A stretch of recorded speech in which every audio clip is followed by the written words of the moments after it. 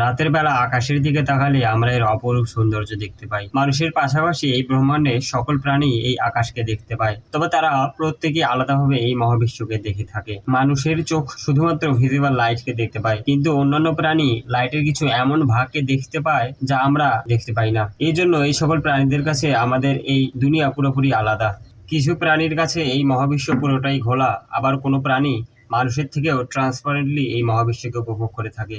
এমন কিছু প্রাণীও রয়েছে যারা ব্ল্যাক অ্যান্ড হোয়াইট ফরমেশনে এই মহাবিশ্বকে দেখে থাকে। চলুন দেখে নেই এই সকল প্রাণীদের দৃষ্টিতে আমাদের মহাবিশ্ব বা ব্রহ্মাণ্ড কেমন দেখতে। প্রথমে আসি সৃষ্টির সেরা জীব মানুষের কাছে। একজন অন্ধ ব্যক্তির কাছে আমাদের এই দুনিয়া পুরোপুরি আলাদা। সে ভিজিবল দুনিয়াকে দেখতে পারে না, এটা আমরা সকলেই জানি। তবে আমরা কি জানি যে আমরা সকলেই অন্ধ? কারণ আমরা আলোর শুধুমাত্র কিছু ভাগকেই দেখতে পাই, যাকে ভিজিবল লাইট বলা হয়ে থাকে। আলোর যে সমস্ত ভাগগুলোকে আমরা দেখতে পাই না, সেখানে একটা আলাদা জগৎ রয়েছে। অর্থাৎ আমরা শুধু রং বেরঙের দুনিয়াকেই দেখতে পাই, কিন্তু আলোর একটা বড় অংশ এক অন্য জগৎকে আমাদের কাছ থেকে লুকিয়ে রেখেছে, যাকে আমরা দেখতে পাই না। এর পরের লিস্টে রয়েছে আমাদের সকলের পরিচিত ক্ষুদ্র প্রাণী মশা বা মাছি। এই মাছির চোখ কয়েক হাজার লেন্স দ্বারা গঠিত, যাকে অমিটেরিয়াম বলা হয়ে থাকে। আমরা যদি মাছির মতো দেখার ক্ষমতা পেয়ে যাই, তাহলে আমরা একটা মারাত্মক সুপার পাওয়ার পেয়ে যাব। এরা ইউভি রশ্মিকেও দেখতে পারে। এদের সকল কিছুকে স্লো মোশনে দেখার ক্ষমতা রয়েছে। এদের কাছে সময় যেন থেমে যায়। অর্থাৎ আমরা যদি মাছি বা মশার এই পাওয়ার পেয়ে যাই, তাহলে আমাদের কেউ ধরতেই পারবে না। এখন হয়তো আমরা বুঝতে পেরেছি মশা বা মাছিকে মারা এত কঠিন কেন। এরপর রয়েছে বিড়াল। বিড়ালের চোখ দিয়ে দেখলে এই দুনিয়া ঠিক এইরকম দেখায়। বিড়ালের চোখ লাল সবুজ রং ডিটেক্ট করতে পারে না। বিড়াল বাদামি, হলুদ এবং ব্লু অর্থাৎ নীল রঙের দুনিয়া দেখে থাকে। তবে রাতের বেলা বিড়াল আমাদের থেকে 6 গুণ বেশি দেখতে পায়। এই জন্য এরা রাতের বেলা আকাশে আমাদের থেকে অনেক বেশি তারা দেখতে পায়। বিড়াল ইউভি রশ্মিকেও দেখতে পায়। আমরা যদি ব্যাঙের চোখ দিয়ে দেখি, তাহলে এই দুনিয়া কিছুটা এইরকম দেখাবে।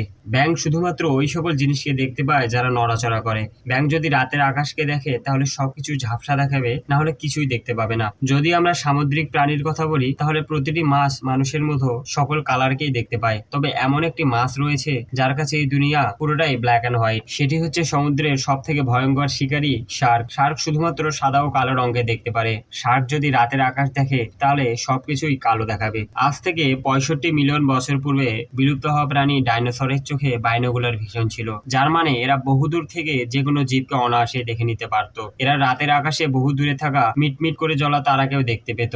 ডাইনোসর বিলুপ্ত হওয়ার পর এদের ওই উঠতে পারা প্রজাতি পরবর্তীকালে পাখি রূপে ঈগল হয়। তাই পাখিদেরও দূরের বস্তু দেখার ক্ষমতা থাকে। যদি পায়রার কথা বলা হয়, তাহলে এরা আকাশে অনেক উঁচু থেকে মাটিতে পড়ে থাকা শস্যদানা দেখতে পায়। পাখির কথা হচ্ছে আর ঈগলের কথা হবে না, এটা তো হতে পারে না। একটি ঈগলের দৃষ্টিশক্তি খুবই পাওয়ারফুল হয়ে থাকে। এরা 1.5 কিলোমিটার পর্যন্ত খুব ভালোভাবে ফোকাস করতে পারে। এরা মানুষের মতো সব রঙকেই দেখতে পায় এবং ইউভি রশ্মিকেও দেখতে পায়। আমরা অবাক হয়ে যাব যদি ইঁদুরের চোখ দিয়ে আমরা এই দুনিয়াকে দেখি, এবং এটাও বুঝতে পারবো যে এদের ধরা এত কঠিন হয়ে যায় কেন। ইঁদুরেরাও বিড়ালের মতো লাল আলোকে দেখতে পায় না। এদের জন্য দুনিয়া স্লো মোশনে চলে, কিন্তু সবকিছু অস্পষ্ট বা ব্লার। ইঁদুর একই সময় দুটি চোখে দুটি আলাদা ডিরেকশনে ফোকাস করতে পারে। এজন্য ইঁদুর সহজে ধরা পড়ে না। এবার যদি আমরা ঘোড়ার চোখ দিয়ে এই দুনিয়া দেখি, তাহলে এক অন্য রকমের দুনিয়া দেখব।